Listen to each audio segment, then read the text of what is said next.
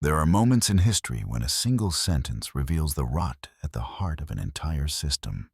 When one man, exhausted by lies and surrounded by maps that tell a story no one wants to hear, decides that professional survival is no longer worth the cost of silence.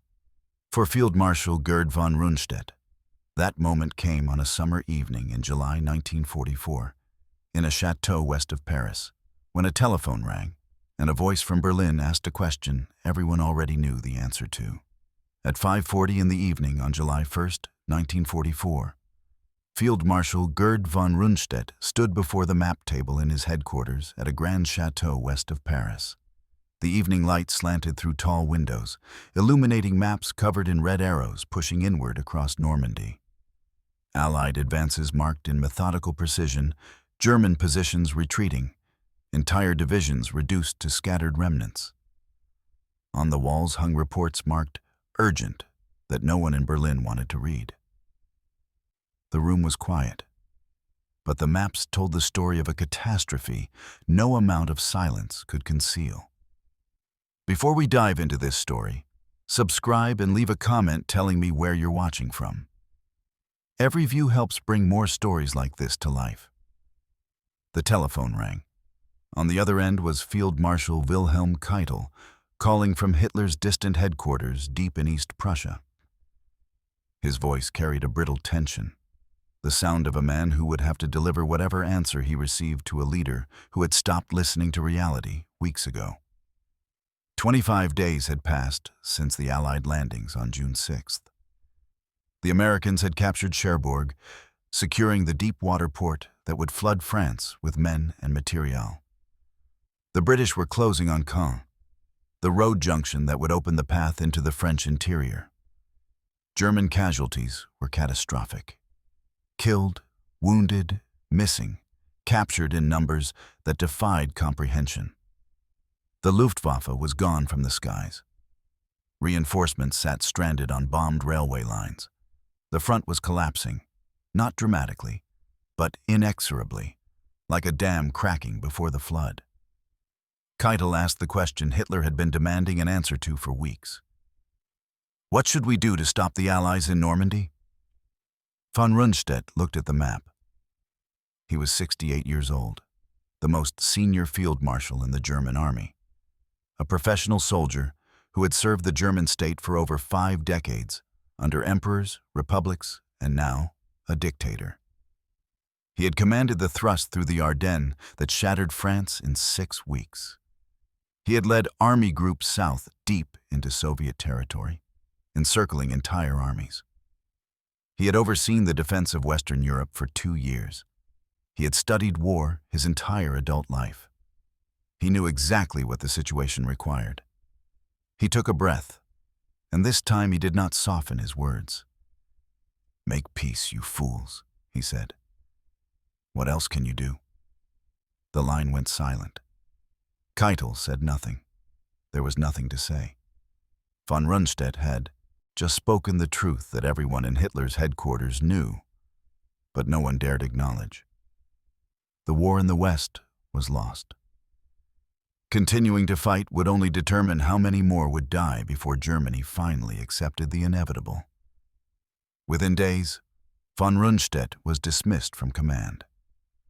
Hitler replaced him with Field Marshal Günther von Kluge, an able officer who would prove no more capable of reversing the disaster than Rundstedt had been. The war would grind on for another 10 months. Millions more would die. Allied armies would fight their way across France, Belgium, and into Germany itself. German cities would be reduced to ash and rubble. And the man who had seen what was coming, who had spoken it plainly, who had been punished for his honesty, would watch from forced retirement as everything he had predicted came to pass exactly as he had foreseen. What happened in those 25 days between D-Day and that phone call reveals something profound about how organizations collapse when truth becomes punishable. It shows what happens when leaders at the top refuse to listen to commanders who can actually see the battlefield. And it exposes a reality that extends far beyond warfare. The people closest to a crisis often understand it best.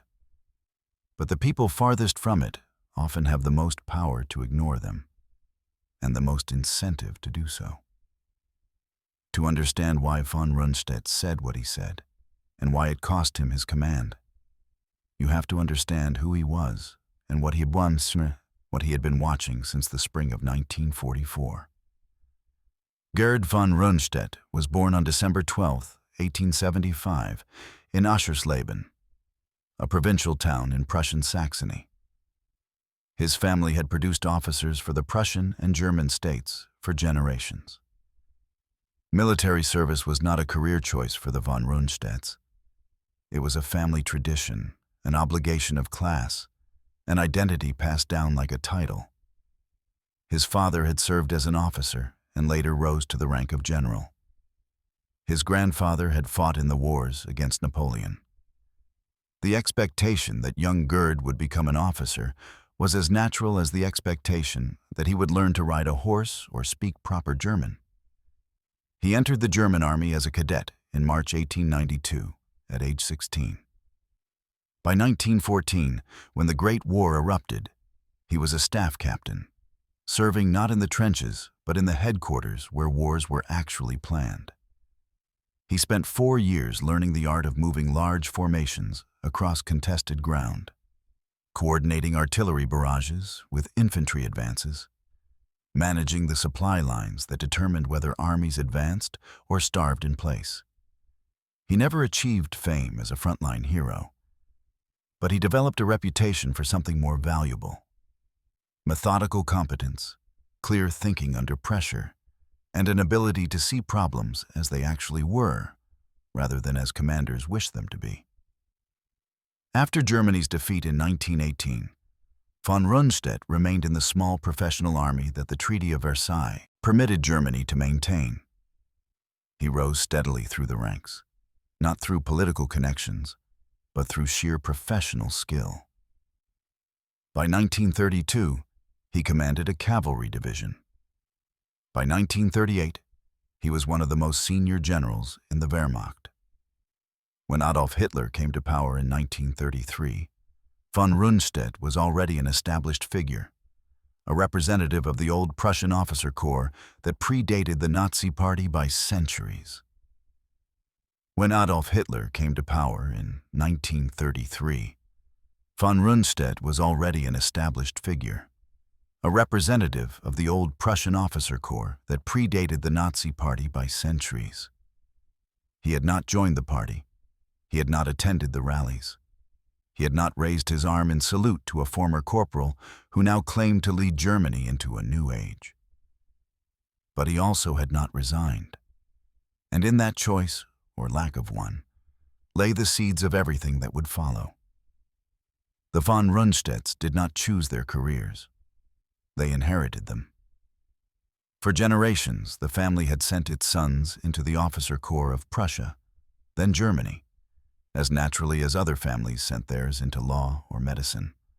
Military service was not simply a profession. It was an identity, a hereditary obligation, a mark of class. Young Gerd grew up in a household where loyalty to the state was not debated but assumed, where obedience to authority was not questioned but ingrained, where the army represented permanence in a world where everything else, governments, borders, ideologies, could vanish overnight. He entered the cadet corps at 16 in 1892, when Kaiser Wilhelm II still ruled an empire that stretched from the Rhine to the Russian frontier. The training was rigorous, designed to produce not independent thinkers, but disciplined executors of orders. Hierarchy was absolute. Obedience was sacred. Politics were for civilians. Officers served the state, whatever form the state took. When the Great War came in 1914, von Rundstedt served on staff, not in the trenches, while other officers became celebrated heroes leading charges across no man's land. He remained in headquarters, learning the unglamorous art that actually determined victory or defeat. Logistics, supply lines, the coordination of artillery with infantry advances, the movement of divisions across shattered rail networks. He developed a reputation for calm under pressure, for seeing problems clearly rather than through the lens of ideology or emotion, for methodical competence that produced results even when situations deteriorated. Then, in November 1918, came the collapse. Germany surrendered. The Kaiser fled. The empire dissolved. Officers who had believed victory was still possible watched their nation sign an armistice that felt like betrayal. The Versailles Treaty reduced the once mighty German army to a force of 100,000 men, stripping away entire branches of service, dissolving regiments with centuries of history. Von Rundstedt stayed. While other officers resigned in protest or disgust, he remained in the shrunken professional force, rising steadily through ranks no longer crowded with competitors. His reasoning was simple. Regimes come and go. Kaisers fall, republics rise, dictators seize power. But the army, the institution, the tradition, the profession endures. A soldier serves the state, not the government. He follows orders, not politicians. It was a mindset forged in Prussian discipline and tempered by years of professional training. It was also a mindset that would trap him, years later, in service to a regime he privately despised but could not bring himself to betray. By the time Hitler consolidated power, Gerd von Rundstedt was already one of Germany's most senior soldiers. He did not choose the new regime, but he chose to serve it. And that choice would define the rest of his life. Von Rundstedt never joined the Nazi Party. He never attended the Nuremberg rallies. In private conversations with trusted colleagues, he made his views clear. Hitler was an upstart, a former corporal with no formal military education, a man who understood propaganda better than strategy. The old Prussian officer corps regarded the Nazis with thinly veiled contempt. Too much theater, too much ideology, too little professional competence. But von Rundstedt did not resign. He told himself he was serving Germany, not the party. Serving the institution, not the man. It was a distinction that would prove increasingly difficult to maintain. When Germany invaded Poland on September 1, 1939, von Rundstedt commanded Army Group South. The campaign was a demonstration of everything the new German military doctrine promised: speed, encirclement, the paralysis of enemy command through rapid maneuver. Polish forces, still deploying when the invasion began, were cut off, surrounded, crushed. Within 35 days, Poland ceased to exist as an independent state. Hitler's regime celebrated. Von Rundstedt's reputation as one of Germany's finest commanders rose even higher. France came next. In May 1940, von Rundstedt commanded the main thrust through the Ardennes, the forested region the French High Command had dismissed as impassable for armored forces. His panzers broke through where the enemy believed tanks could not go, encircling the best Allied divisions in Belgium, trapping them against the Channel coast. France, which had withstood 4 years of German assault in the Great War, collapsed in 6 weeks. It was Hitler's greatest triumph, enabled by men like von Rundstedt, who privately despised him but professionally served him with devastating effectiveness. Then came Operation Barbarossa. On June 22, 1941, von Rundstedt led Army Group South into Soviet territory. The advances were staggering, hundreds of miles in weeks, massive encirclements, the capture of Kiev with over 600,000 prisoners. The scale of the victories seemed to validate everything Hitler had promised. But von Rundstedt began to notice something the leadership in Berlin refused to see. The Soviet Union was not collapsing. Every encircled army was replaced by another. Every destroyed division was rebuilt. The distances were too vast, the enemy too numerous, the logistics too strained. By winter 1941, his forces were exhausted, overextended, freezing in temperatures their equipment had not been designed for. Von Rundstedt ordered a tactical withdrawal to defensible positions, a decision any competent commander would make to preserve his army. Hitler, monitoring the situation from distant headquarters, was furious. There would be no retreat. German soldiers would hold every inch of conquered ground, regardless of cost, regardless of logic. Von Rundstedt offered his resignation. Hitler accepted it. For the first time, von Rundstedt had learned an important lesson about the regime he served. In Hitler's Germany, commanders who placed military reality above ideological fantasy did not last long. Speaking truth to power had consequences, and those consequences were about to become far more severe. Von Rundstedt's exile lasted less than a year.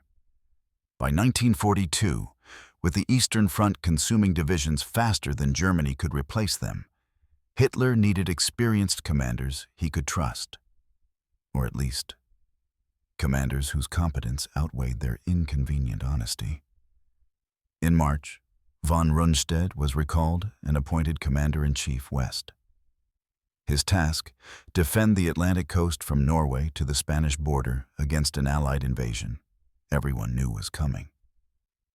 The only questions were when and where. The forces at his disposal were a hollow shell of what Germany had fielded in 1940.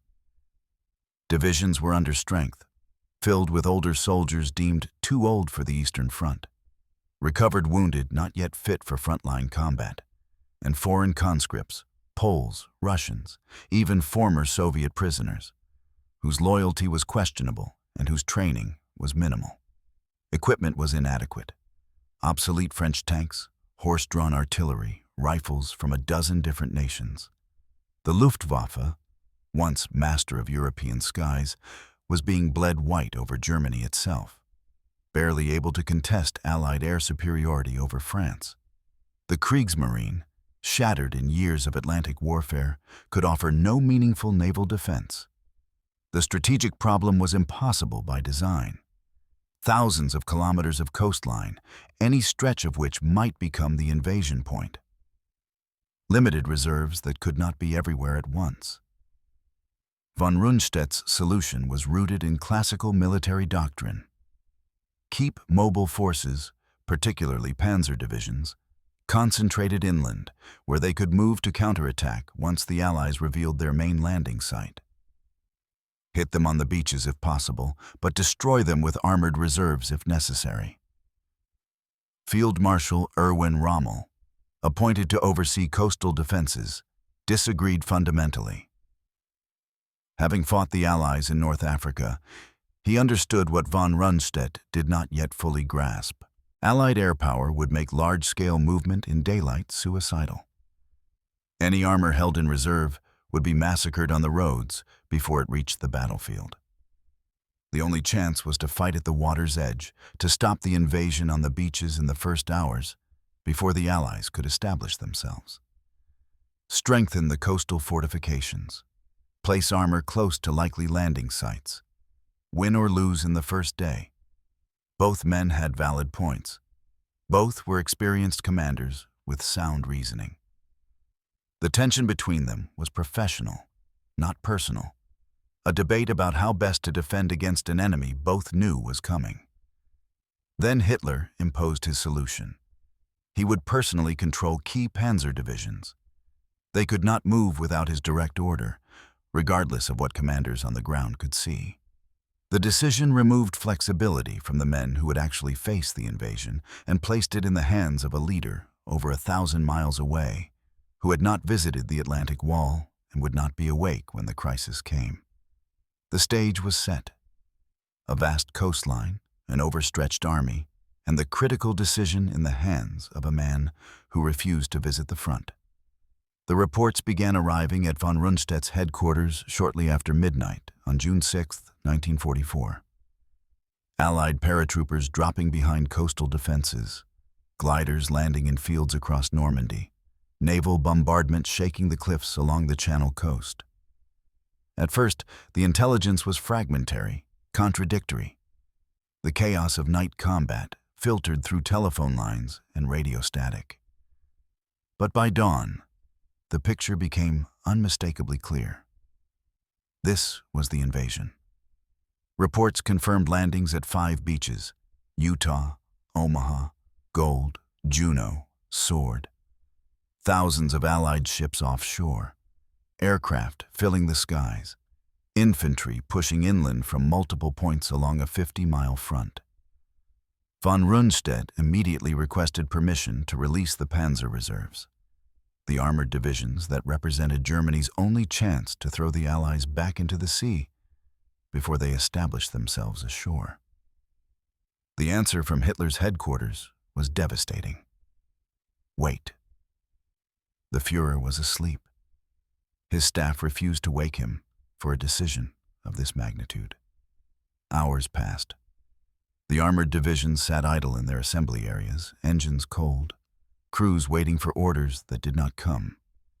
Von Rundstedt and his staff could only watch the reports accumulate, each one describing Allied forces growing stronger, digging deeper, pushing further inland. At Utah Beach, American forces advanced with minimal casualties. At Omaha, they clung to a desperate foothold under withering fire. But they held. At Gold, Juneau, and Sword, British and Canadian troops secured their objectives and began moving toward inland towns. Allied air power dominated completely. German fighters that dared to appear were swarmed and destroyed. Every passing hour allowed the Allies to land more men, more tanks, more supplies. Thus, beachhead was solidifying. When Hitler finally woke and authorized the Panzer reserves to move, it was mid-morning. He remained convinced that Normandy might be a diversion, that the real invasion would come at Calais. By the time the armored divisions began advancing toward the coast, Allied fighter bombers were waiting. German columns were massacred on open roads, tanks burning, supply trucks exploding, infantry scattering into ditches.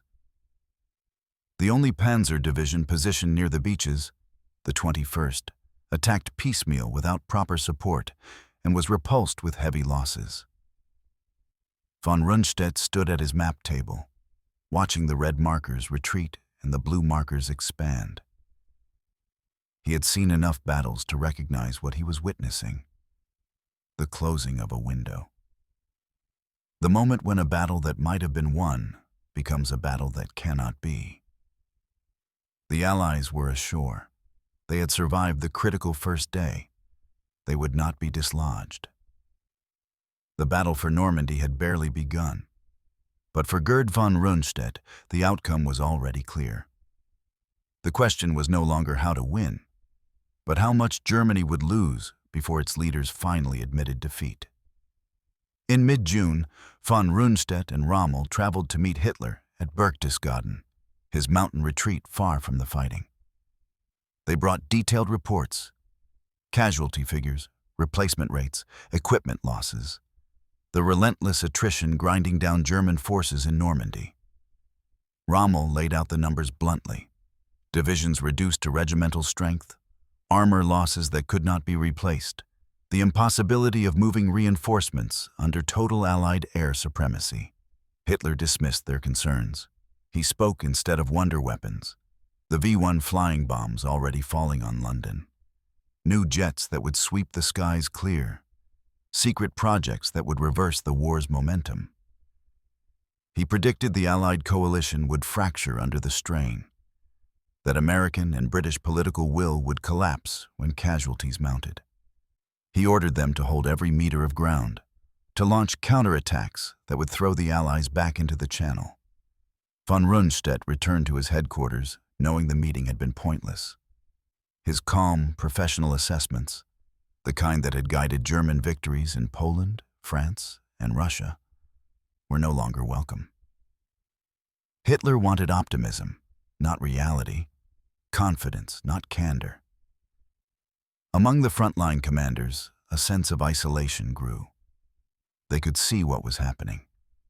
But the men with the power to change course refused to look. Through late June, the catastrophe unfolded exactly as von Rundstedt had predicted. Daily attrition bled divisions, white around Caen, where British forces ground forward, meter by meter, against fanatical resistance that accomplished nothing except adding to the casualty lists. German armor, the force that had once conquered nations, was being destroyed in defensive fighting it was never designed for. Reinforcements trickled forward on bombed railway lines or were ambushed by French resistance fighters. Every tactical success was meaningless. The strategic position was hopeless. Von Rundstedt had spent weeks trying to be diplomatic, hoping professional logic would eventually prevail, that someone in Berlin would finally acknowledge what every commander in France could see. But men were dying for ground that could not be held, sacrificed to defend an illusion. Then, at 5:40 p.m. on July 1st, the telephone rang again, Keitel's voice, tense and brittle, asking the same question Hitler had demanded answered for weeks. What should we do to stop the Allies in Normandy? Von Rundstedt looked at the maps spread before him. Cherbourg captured, Caen about to fall, the front crumbling, reserves exhausted. He had told them repeatedly. No one had listened. This time he would not soften his words to protect their delusions. Make peace, you fools, he said. What else can you do? Silence on the line. The words hung in the air like an accusation, which is precisely what they were. Within days, Berlin characterized his statement as defeatism. The dismissal order was signed. For telling the truth, the most senior field marshal in the German army was sent home. The war, however, would not follow him. Von Rundstedt returned to his home in Germany, physically exhausted, stripped of command, but not of clarity. He followed the reports from Normandy with the detached precision of a professional watching a disaster he had already predicted. He knew what would happen because he had already seen the logic of the situation. The only question was how long it would take and how many would die before reality could no longer be denied. On July 20th, 1944, a bomb exploded in a conference room at Hitler's headquarters. Colonel Klaus von Stauffenberg and a group of officers, convinced the war was lost and Germany's only salvation lay in removing Hitler, had placed explosives beneath the conference table. The blast killed 4 men. Hitler survived with minor injuries. His response was a purge of historic brutality. Field Marshal Rommel, who had shared von Rundstedt's assessments of the situation in Normandy, was offered a choice: public trial and execution with his family's disgrace, or quiet suicide with his reputation intact. He took poison on October 14th. Field Marshal Günther von Kluge, von Rundstedt's replacement as Commander-in-Chief West, died by suicide rather than face interrogation. Thousands of officers were arrested. Hundreds were executed, many hanged with piano wire in rituals filmed for Hitler's viewing. Generals who had served Germany for decades were dragged before courts and condemned as traitors. The regime was devouring itself, eliminating the last voices capable of speaking truth to power. In Normandy, everything von Rundstedt had warned about came to pass with mathematical precision. German forces, ordered to hold ground that could not be defended, were encircled in the Falaise pocket, a death trap where Allied artillery and air power slaughtered tens of thousands. Entire divisions ceased to exist. Equipment losses were catastrophic. Survivors staggered eastward in broken columns, discipline collapsing, cohesion shattered. On August 25th, Paris was liberated. German forces retreated toward their own borders, pursued by armies that grew stronger with every mile, while German strength evaporated. The war in the West, for all practical purposes, was over. The only questions remaining were how long Germany would continue fighting and what would be left when it finally stopped. The system had achieved a perfect failure state. High command received only reports that confirmed what Hitler wanted to believe. Reality and decision-making had become completely disconnected. Officers who might have forced a reckoning with truth were dead, imprisoned, or silenced. Those who remained knew that honesty was punishable, and survival required complicity in delusion. From his enforced retirement, Gerd von Rundstedt watched as Normandy collapsed exactly as he had warned, and as the regime systematically silenced the last voices that might have forced it to face the truth. In September 1944, with the Western Front collapsing and experienced commanders in desperately short supply, Hitler recalled von Rundstedt to the same position from which he had been dismissed. It was an admission, though never stated aloud, that competence mattered more than ideological purity when the Reich itself was threatened. Von Rundstedt accepted without illusions. His private assessment to his staff was brutally honest. We can only manage the catastrophe. The situation he inherited was beyond salvaging. Allied armies stood at Germany's western borders. In the east, Soviet forces were driving toward the Reich itself. German cities were being reduced to rubble by round-the-clock bombing. Fuel was scarce. Ammunition was rationed. Divisions existed on paper, but not in reality. The war was lost. The only question was when Germany would accept it. Then Hitler presented his plan. A massive offensive through the Ardennes, the same forest corridor Germany had used to shatter France in 1940. The objective was to split the Allied armies, capture the port of Antwerp, and force a negotiated peace in the West. Von Rundstedt studied the plan and delivered his assessment. Insufficient fuel for a sustained advance, no air support, logistics that would collapse within days, objectives that bore no relationship to available resources. The operation was impossible.